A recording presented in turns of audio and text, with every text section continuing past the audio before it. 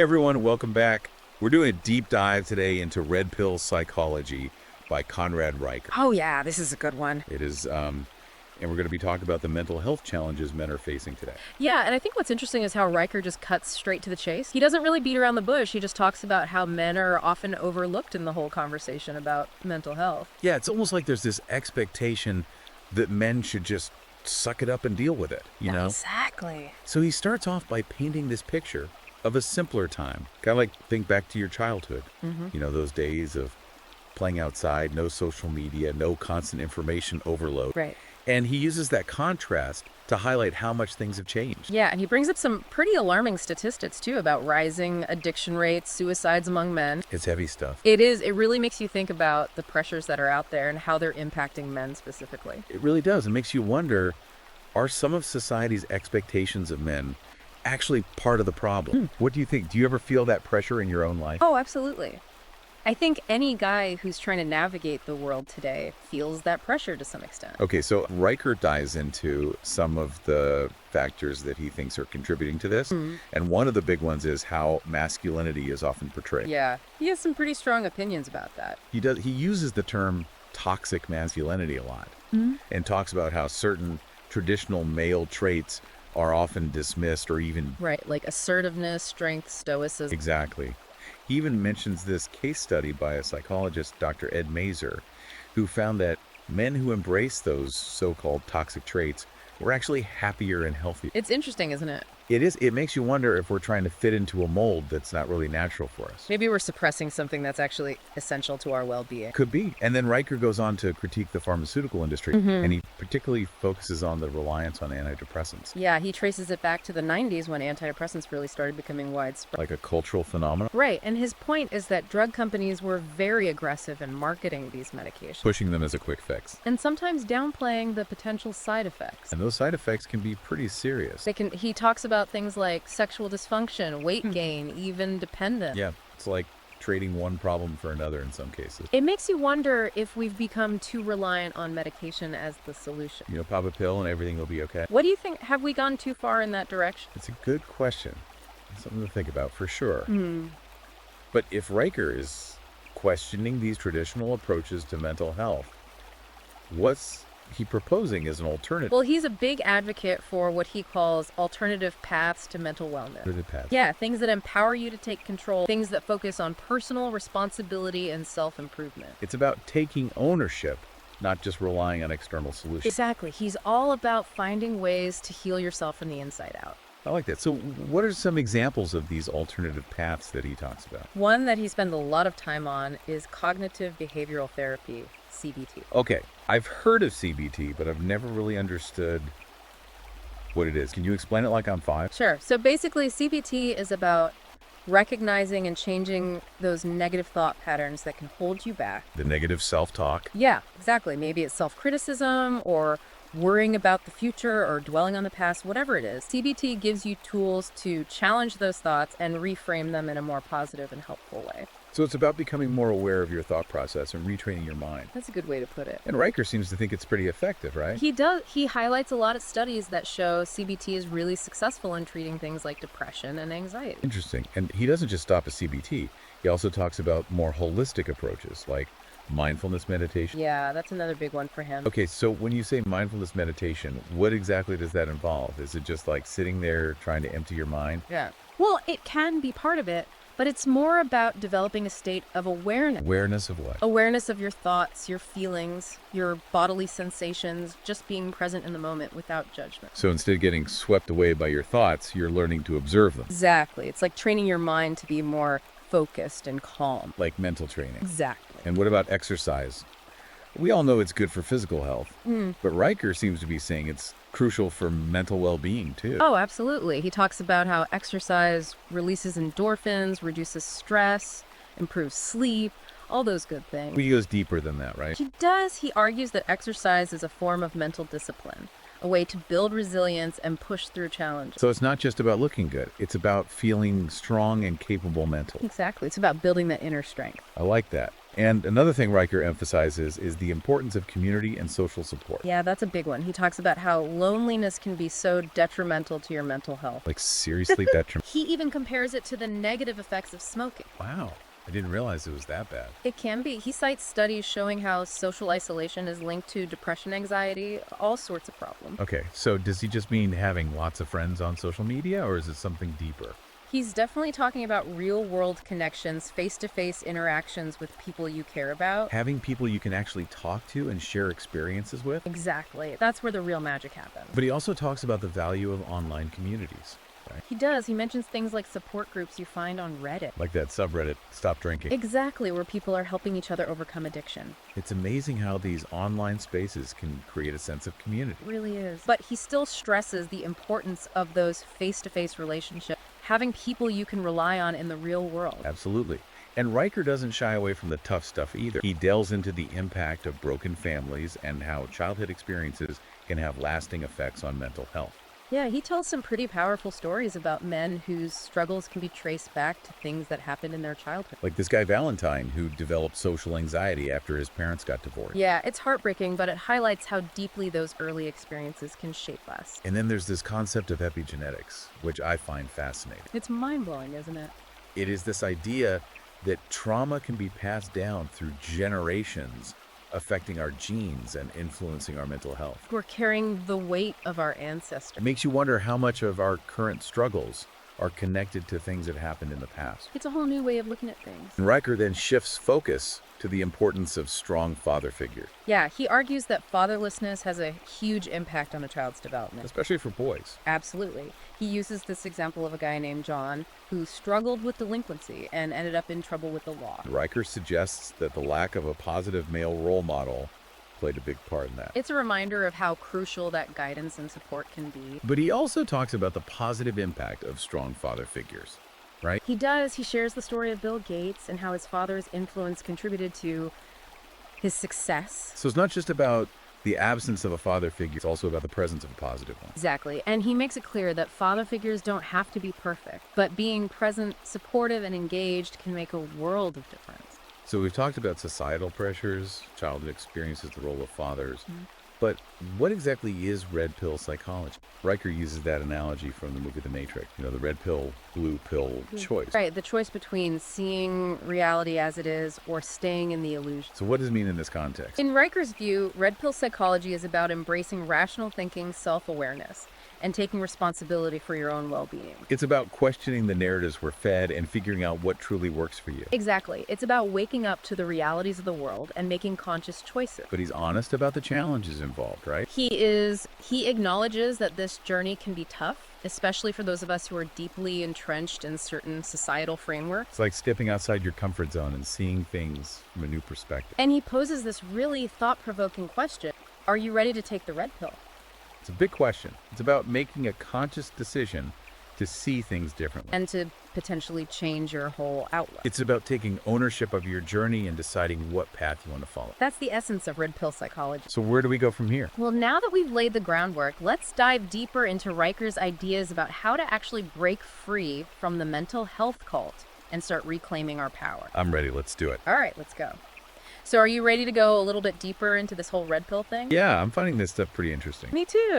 Yeah. After Riker kind of lays out this picture of the mental health landscape, he starts exploring some potential solutions. And one of the first things he talks about is personal responsibility. Okay, so what does that mean exactly in this context? Is he just saying, like, toughen up, buttercup? Not exactly. It's more about recognizing that while, things happen in life that are outside of our control, we still have the power to choose how we respond to them. So focusing on what we can control, not what we can't.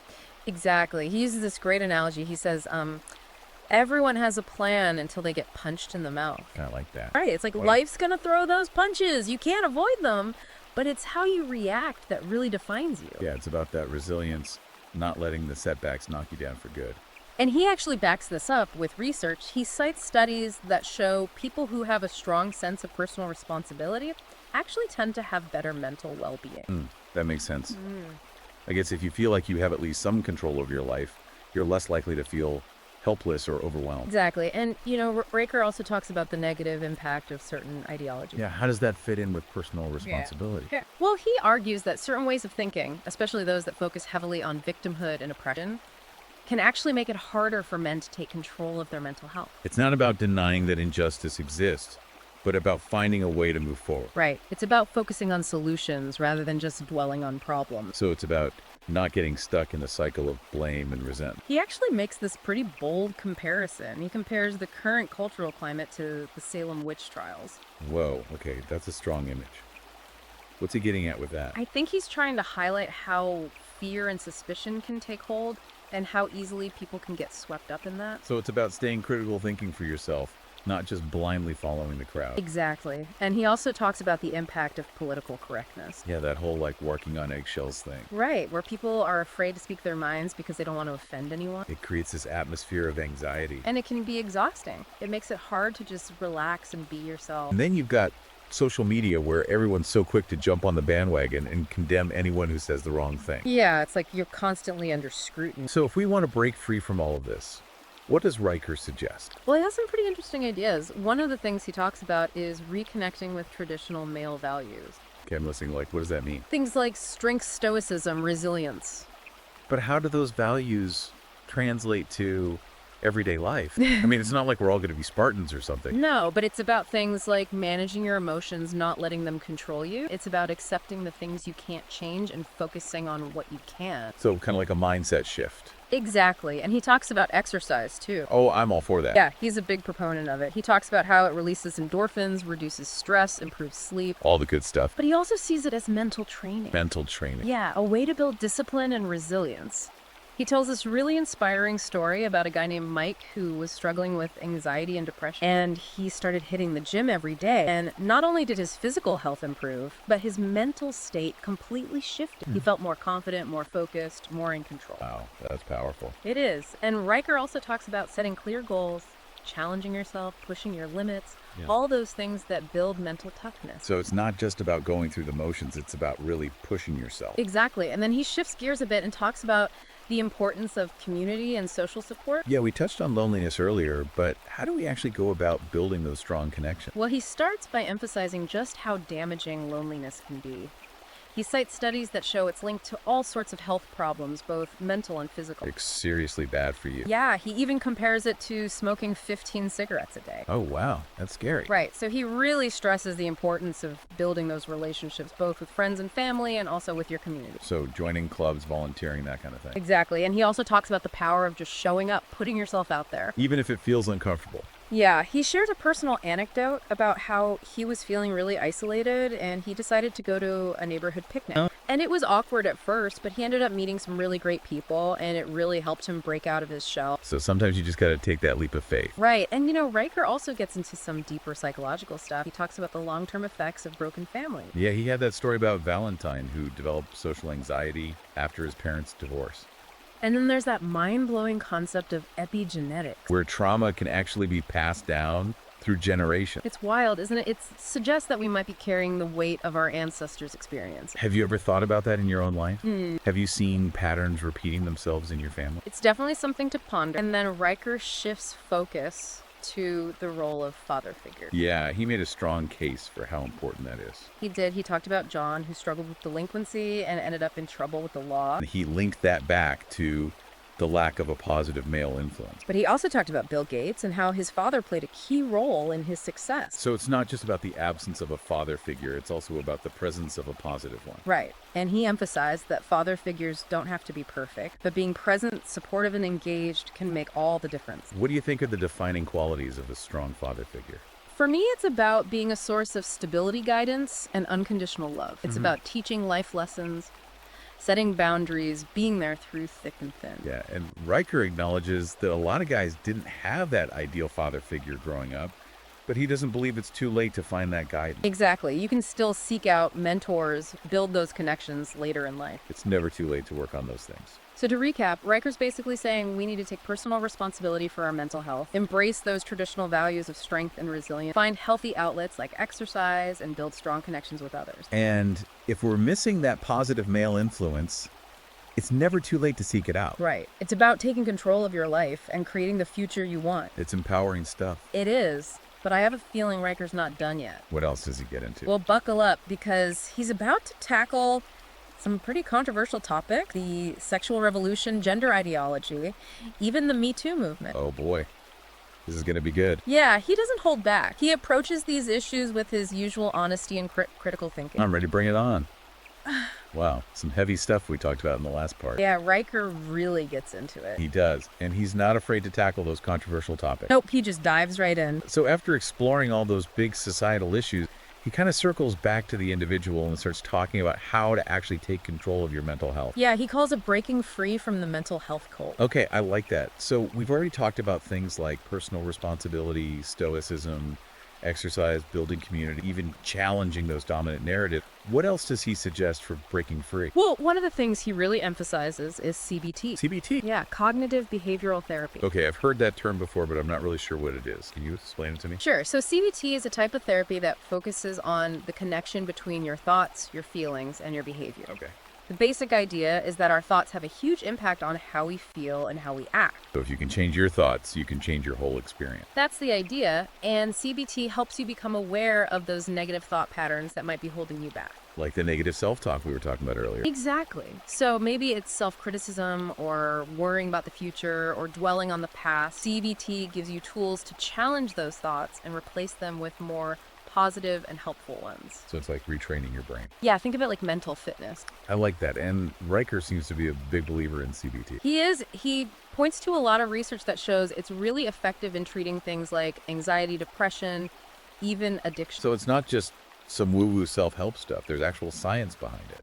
Exactly. And along with CBT, he also talks about mindfulness and meditation. Okay, full disclosure, I'm a little skeptical of the whole meditation thing. I get it, but Riker doesn't present it as some mystical practice. It's more about training your mind. Treating your mind. Yeah, just like you train your body in the gym.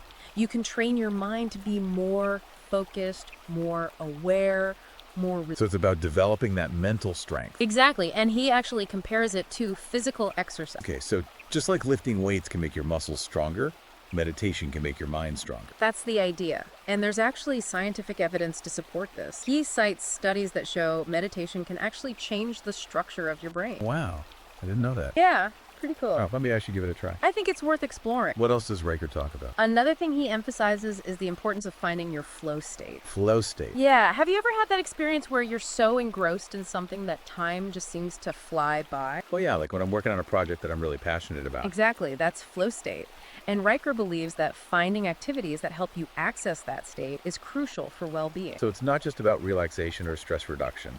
It's about finding those things that really light you up. Exactly, and it could be anything: playing music, writing, painting, pursuing a sport, whatever gets you in the zone. And that brings us to one of Riker's most important points: the need to find meaning and purpose in your life. Yeah, he really hammers this home. He seems to be saying that without a sense of purpose, we're just going to drift through life feeling lost and unfulfilled. It's his argument, and he talks about the importance of setting goals, pursuing your passions, contributing to something bigger than yourself. Even finding meaning in your work. Exactly. He challenges us to think about work not just as a way to make money, but as an opportunity to make a difference. To find something that truly aligns with our values. It might mean taking risks or stepping outside your comfort zone, but he believes it's worth it. So as we wrap up this deep dive into red pill psychology, what's the overarching message? What's the one thing Riker wants us to take away from all this? I think it's a call to action, a challenge to men to step up and take control of their lives. To break free from those limiting narratives. To reject the victim mentality. And to embrace their full potential. To create the life they truly want. Well said. This has been a really insightful conversation, and I'm feeling pretty inspired. Me too. I think Riker's book offers a lot of valuable insights and practical tools for men who are struggling with mental health challenges. Absolutely. And if you're interested in learning more, you can find Red Pill Psychology on Amazon Kindle and Google Play Books. And for all of you out there listening, thanks for joining us on this deep dive into red pill psychology. Remember, you have the power to change your life. It's all about taking that first step. And the journey starts now. Take care, everyone.